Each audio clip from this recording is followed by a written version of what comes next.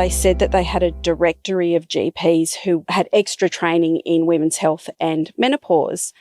And I thought, oh, okay, that's interesting. I'll have a look and see if there's any GPs in my area. And I had a look and there was one, and she was a GP that was at the usual medical centre I go to. She's just been the best thing since sliced bread.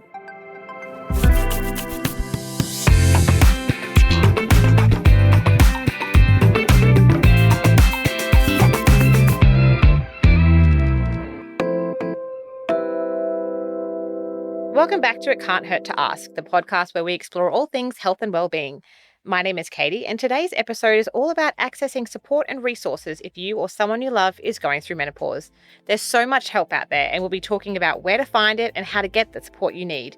As always, joining me is Brisbane-based endocrinologist Christina. Hi, it's nice to be here. Before we get started, we'd like to acknowledge the custodians of the land on which we record this podcast. For us, it's Meanjin, land of the Yagara and Turrbal people. A quick note on terminology. Throughout this podcast, we'll be using the terms women and girl. We use these terms inclusively to mean all people who identify as a woman or girl. We recognise that people who do not identify as a woman or girl may still be affected by women's health issues like menopause.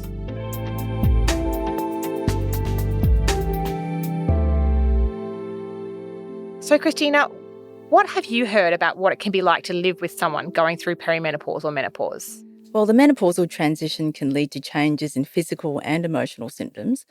Partners may have trouble understanding these changes, and they can be left feeling a little helpless or confused. The partners can, of course, be directly impacted. One thing I hear a lot is how hot flushes really affect a woman's sleep. So the bed covers go on and then off several times a night, and that can be very disruptive to the partner's sleep. Same-sex partners may have a better understanding or empathy, especially if they are going through menopause and having symptoms themselves. How can partners educate themselves about the physical and emotional changes associated with menopause? Well, I think the first thing to say is that it's really important to communicate with your partner to find out what their symptoms are and what they're experiencing. In terms of finding out information, there was a time when menopause wasn't really talked about. Not so long ago, it was called the change of life, with somewhat negative connotations attached to it.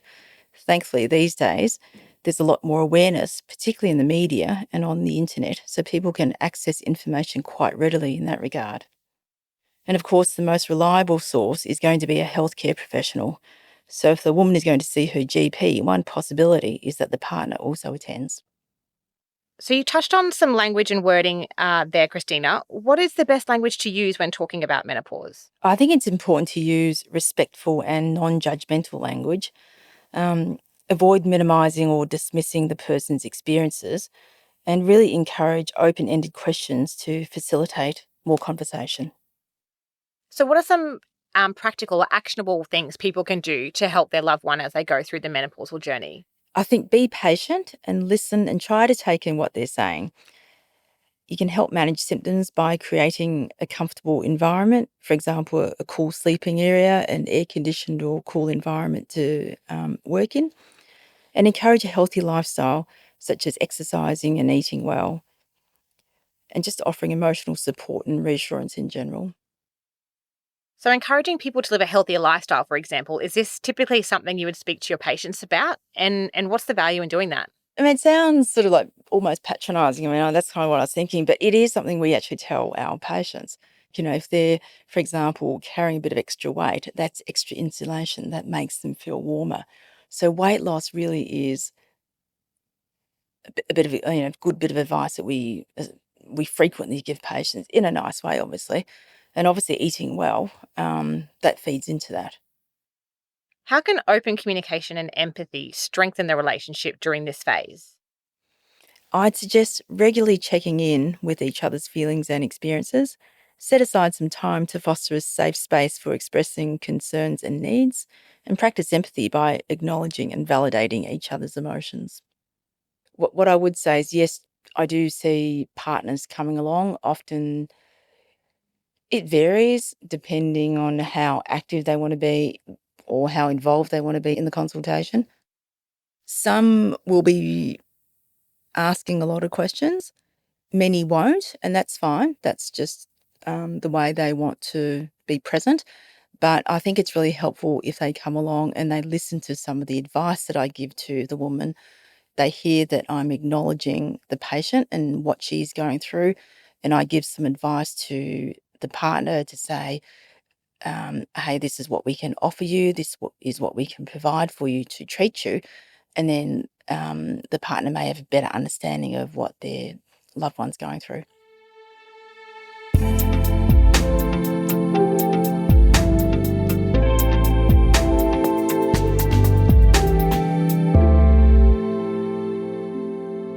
If you're enjoying It Can't Hurt to Ask, don't forget to subscribe and leave us a review.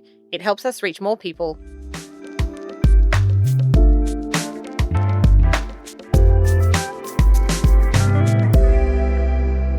I am 42 years old and I feel like I'm really coming into the prime of my life, and currently in perimenopause, which is a really exciting chapter of my life because it's signaling a time where I am the most empowered I've ever been in my life, and I get to really enjoy a lot of the things that I've worked so hard to achieve in my life, not just within myself, but in terms of like my lifestyle and my career. I think it's really important for women and people who experience perimenopause and menopause to open up conversation about what that might look like, and understanding that it's going to look really different for everyone, and that the most powerful thing that anyone can do for themselves is to be highly attuned to their own body.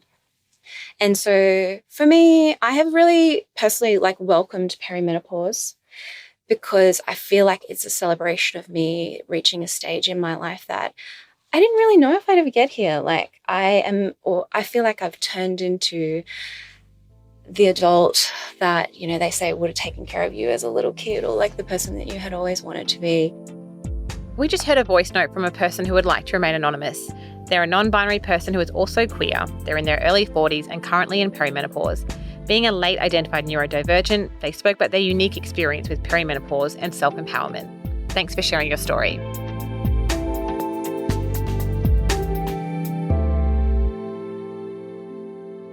So, Christina, what might be something positive about going into menopause or perimenopause? I think the way to frame it is that it's inevitable, basically. So the experience is different for every woman. So not every woman will experience negative symptoms, and for some women it can be quite positive. As you go through the perimenopause, a lot of women have very heavy periods, and for many women, the end of having periods is a celebration.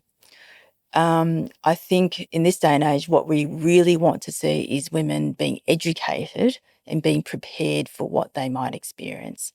That's really the main message. And I think I've said this before, but it is a privilege to get there. So what we've learned from this podcast so far, Christina, is that, everyone's symptoms are different and they have different experiences. If someone is of the right age and think they're experiencing some of the symptoms, what can they expect from that first consultation with the clinician? As the doctor, it's our job to get a really good, thorough history from the patient, work out what symptoms this patient has, what symptoms are troubling her, and which symptoms we can offer or will offer her help for. And that's where it's all about tailoring the treatment to that individual woman. What treatments, for example, menopausal hormone therapy may be suitable for her, and what different regimens we can use. And using allied health staff may also be helpful, like using physiotherapists if particularly they've got, for example, pelvic issues.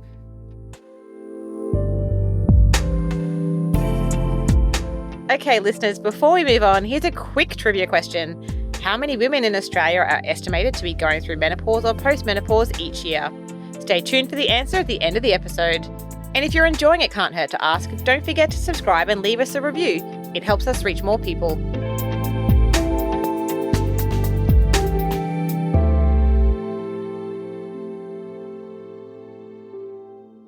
What resources and support services are available in Queensland for women and their partners navigating perimenopause and menopause? Well, I think the first place to go is always your GP for an initial consultation and then ongoing care. For more specialised care, for example, more complex medical issues, women may get referred to a specialist such as an endocrinologist or a gynecologist who has a special interest in menopause. Many women will do the Dr. Google search, and of course, there's a lot of information on the internet. Just a word of caution, though, to always get information from reputable sites. Websites like Queensland Health, the Australasian Menopause Society, and Gene House for Women's Health are all excellent sites with great information. And then there's other healthcare practitioners who may be needed for more specific issues, such as psychologists, women's health physiotherapists, and dietitians who have an interest in midlife health. I find online community groups on social media can be so helpful, especially for me as a parent. Do you often find many people seeking support from groups like this on social media for menopause? And do you think they help? There's definitely a lot of Facebook groups which are menopause focused. I'm aware that there are some good ones and some not so good ones, I think. I think you have to be really careful of the advice and information you're getting from those Facebook groups because they're not healthcare professionals. It's based on personal experience. It's based on what they hear about someone else. So just a word of caution. I think just to read about other people's experiences is really valuable, but getting advice, you have to be really careful. Everyone is different, and what is applicable for another person won't be applicable for them. So therefore, the treatment is different. So that's where it's really important to find out what the best treatment for that individual person is. How can women proactively seek early advice for symptoms that they think are related to perimenopause? Well, I think regular health checkups are a good start. So maybe schedule regular visits with your GP to discuss symptoms. If you have any, work out whether it is menopause related and get some advice to start off with. I often tell women to monitor their symptoms and keep a diary to discuss with their GPs or myself when they come in. As we said earlier, it's important to use reputable websites and resources to learn about symptoms and management strategies. Are there ways that they can educate themselves? Who do your patients usually turn to for advice? Do they talk to their mother or their grandmother or their friends? The question about talking to the mother is interesting because many women who are going through menopause now, their mothers lived through a generation where it really wasn't talked about. And so a lot of them didn't get the education. And realistically, those mothers probably suffered in silence and just got through it, which is not great. These days, women, they might go back and ask their mother, but they've probably forgotten about it. They haven't really sort of remembered it, I guess.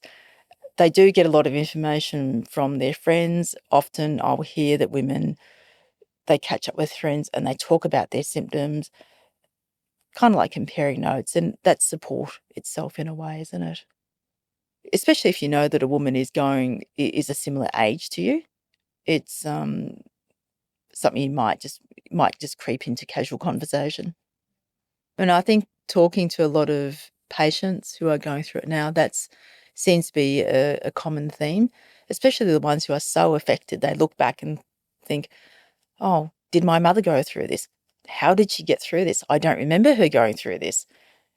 And it's really interesting hearing them talk about their mother's experience.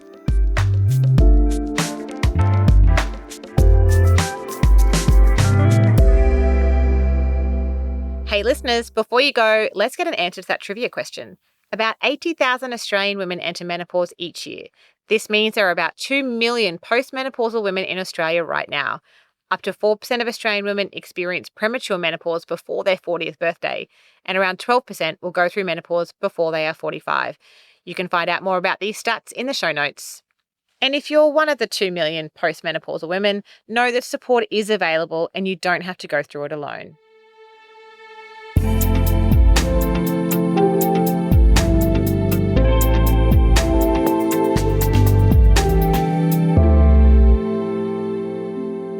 Well, guess what, folks? That's a wrap. Thank you so much for tuning in to season 2 of It Can't Hurt to Ask. Whether you've listened to one episode or all 6, it's been a pleasure hosting you. Thanks again to Christina and all our guests for joining us this season. We've been so lucky to have you. So what's in tune for season 3? You'll have to wait and see when It Can't Hurt to Ask returns soon.